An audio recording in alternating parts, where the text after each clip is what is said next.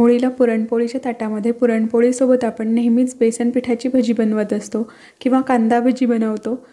परंतु आज आपण एका वेगळ्या प्रकारची भजी बनवतोय जी बनवायला अगदी सोपी आहे आणि चवीला तर खूपच छान आहे. तर इथे मी 1 वाटी मूग डाळ घेतलेली आहे आणि आपल्याला 1 वाटी उडीद डाळ घ्यायची आहे. दोघंही डाळी मिक्स करून 2 वेळा पाण्याने स्वच्छ धुवून घ्यायच्या आहेत. त्यानंतर आपल्याला साधारण 2 तास ह्या डाळ भिजत ठेवायच्या आहेत. डाळ खूप जास्त भिजवायची सुद्धा गरज नाही आहे. 2 तासामध्ये डाळ खूप छान भिजून तयार होते. तर आता आपण डाळ वाटून घेऊया. तर डाळ आपल्याला एका मिक्सरच्या भांड्यामध्ये काढून घ्यायची. त्यामध्ये 3 ते 4 आपल्याला हिरव्या मिरच्या घ्यायच्या आहेत किंवा तुम्ही चवीनुसार कमी जास्त करू शकतात. 3 ते 4 लसूण पाकळ्या घेऊया.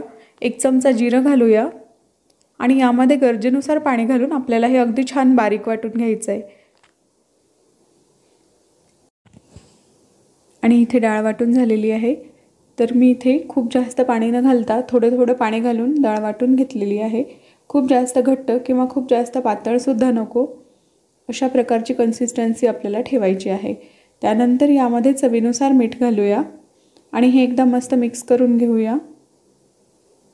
त्यानंतर डाळ आपल्याला 1 मिनिटासाठी फेटून घ्यायची आहे. तर डाळ फेटून घेतल्यामुळे भजी छान कुरकुरीत होतात, ते कडक होत नाहीत.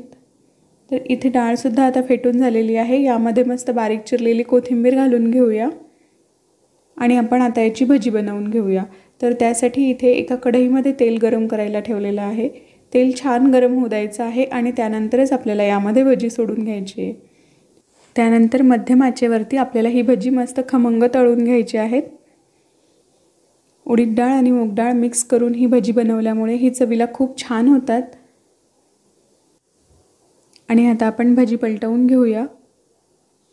हे जरी आता एकमेकांना चिपकलेले दिसत असले तरी पण ते पूर्ण तळून झाल्यानंतर वेगळे होतात. आणि हे बघा, भजी तळून झालेली आहेत आणि सर्व भजी पूर्ण वेगळी झालेली आहेत.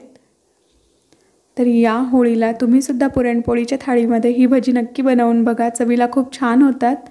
तसेच तुम्हाला आजचा व्हिडिओ आवडला असेल तर व्हिडिओला लाईक, कमेंट आणि जास्तीत जास्त शेअर करा. आणि असेच नवनवीन व्हिडिओज बघण्यासाठी वृषालीज किचन चॅनलला सबस्क्राईब करा.